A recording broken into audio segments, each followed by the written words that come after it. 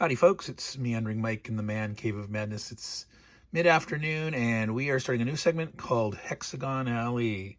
This is where we'll take a look at games from the dark back walkways and streets of hex encounter wargaming, things from the 70s and the 80s, titles you may have never heard of or have lower ratings than others and you may not have experienced, may not even seen or heard of. So our first look is going to be at Tannenberg. Now this is misspelled. So if you search for Tannenberg, how it's normally spelled, this would have an E instead of a U. But yes, this is how the game is actually spelled. That's the way you'd find it in Board Game Geek, for example. This game is done by Spence and Gabel. Let's open it up. It's in the Ziploc bag here. Yeah, so this was a independent publisher back in the mid-ish 70s. I'm trying to get it out of the Ziploc without bending it, which is a challenge. I don't know if that's the original Ziploc. I doubt it. It doesn't look old enough. All right. This is a thin sheet of normal 8.5 by 11 paper, combat results table, terrain effects chart, turn record, reinforcements. All right. Rule booklet. It is 4 total pages, with the front cover being a big old illustration of Hindenburg. So that means there's 3 pages of rules. 3, just 3. Now, it says TB77 on it. I'm going to guess that this game was published in 1977. I'm not seeing a date, a copyright date on this sheet, on these rules. But I bet if you look in Board Game Geek, it'll say 1977. That's me guess. All right, now, these are very thin counters. You can see there's some registration issues here where, can you see that? That green, yeah, there you go. I'm going to zoom in a little bit here. Yeah, see that? So let's see how it looks on the other side.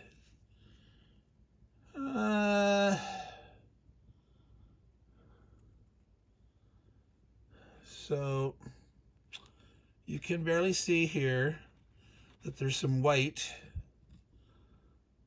on those green counters there. Now, if there's hidden movement from this side,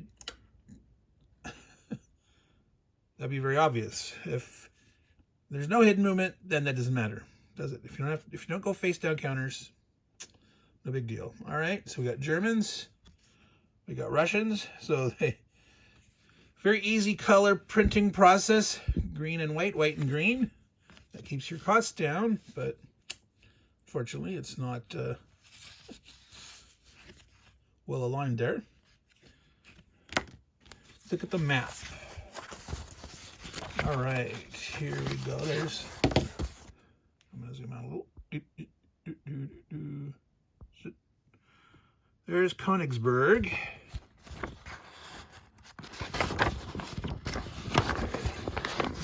East Prussian campaign in 1914. Okay, flip it over. Okay, here's the border. Here's Russian Poland. Here's the border here. So East Prussia is sticking out here. And this is Russian Poland. So it's Poland, but it's Russian, right? Russia controlled Poland at this time. Okay, so this is a 2-color printing map. You've got the normal background, kind of a beige, and you got brown, which represent the towns, the railroads. I guess these are railroads. Maybe roads. Well, we have a train of fixed chart here. Probably railroads, given it's World War I. This is not a mechanized issue here on the, it's a, how fast can you rail dudes up to the front? All right, rail, town. It does not mention here, there's different thicknesses of these lines. So those could be major minor railways, double track, single track, which is how it is done in Der Weltkrieg. So I'm going to make the same assumption that that's that. Okay. All right, for those that don't know, the Battle of Tannenberg, and I'm putting that in air quotes, Tannenberg, was actually fought mostly near Allenstein. Let's see if I can see my finger. Here. But good old Hindenburg said, oh, we're going to call it Tannenberg, which is over here. No. But Tannenberg was the site of a defeat by the Teutonic Knights, like in the 1400s, 1500s back there, 500 years or so before. And so Hindenburg, like, aha, this is our revenge. This is the win. So that's why it's called Tannenberg. Now, just looking at this map with you also. Whereas, you notice Königsberg is spelled with an E, Berg. Now, Insterberg, E, Angersberg, U. I don't know if there's...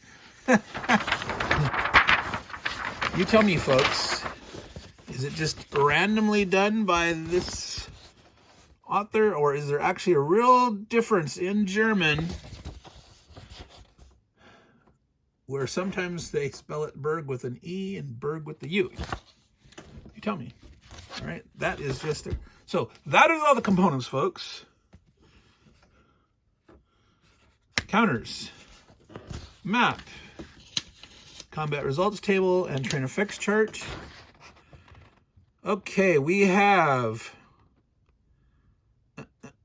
it's bloodless at 1-to-1. First blood at 4-to-1. 5-to-1, 6-to-1, 7-to-1. There are no exchanges, and he has no effect. Even a 1-to-2, the attacker cannot lose anything, only retreat. So this is a game of surround and kill. You know, you can go for the big odds, which aren't necessarily likely, and try to eliminate. But maneuvering in here, you're trying to push people around and surround them. Very, very typical of the systems that you would see for SPI for like Napoleon at War Quad or the blue and the gray quad. Now those actually were more bloody in that they had exchanges in here, but still I think you had to get down to a 1-to-3 before you could, odds at less than 1 or 2 are not allowed. Okay, so let me take a quick look at the rule book here, and then we're going to cut this quick and make a short one. I will be doing a more in-depth look later on how to play for good old Hexagon Alley, examining these dark byways and back streets and roads of Hex Encounter Wargaming.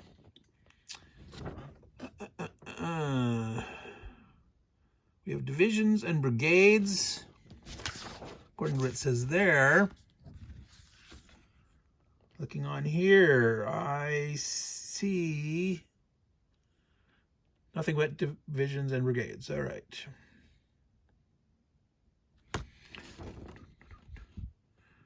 Sequence of play, supply, movement, combat, stacking, no more than 1 division or its equivalent, all right? 2 brigades or regiments. I did not see any regiments. Now, I did not look at every single unit on here. Yell loudly if you can see a regiment in amongst all those dudes there. I do not see a single regiment. No. So, zones of control. Must stop. May never move from one to another. They're not leaky.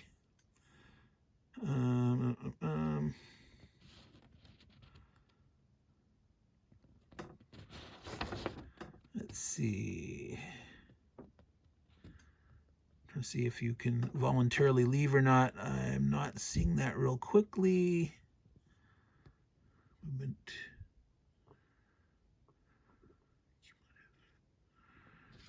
Well, we'll do that later in a deeper look. Supply. Supplied, unsupplied. Cavalry. Retreat before combat. The Landstrom. Trust with guarding the rail lines. Fortifications.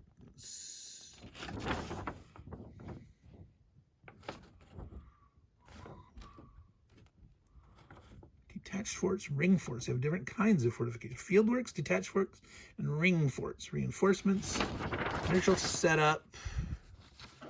So on this back page, we got setup, we got scenarios, a couple of options, stronger 8th Army, stronger 2nd Army, better Russian mobilization, better Russian cavalry, addenda. So I have built into the rules. That's interesting that they actually had some space or whatever, did a version of the rules, and then like, okay, we're just going to tack it on the end. We're not going to integrate it into the rules. We're going to put it here. It says our additions or clarifications. Well, yeah, it's still, I would normally integrate those, but maybe they had had this other stuff. Back in the days of typesetting, folks, we had to actually typeset this stuff.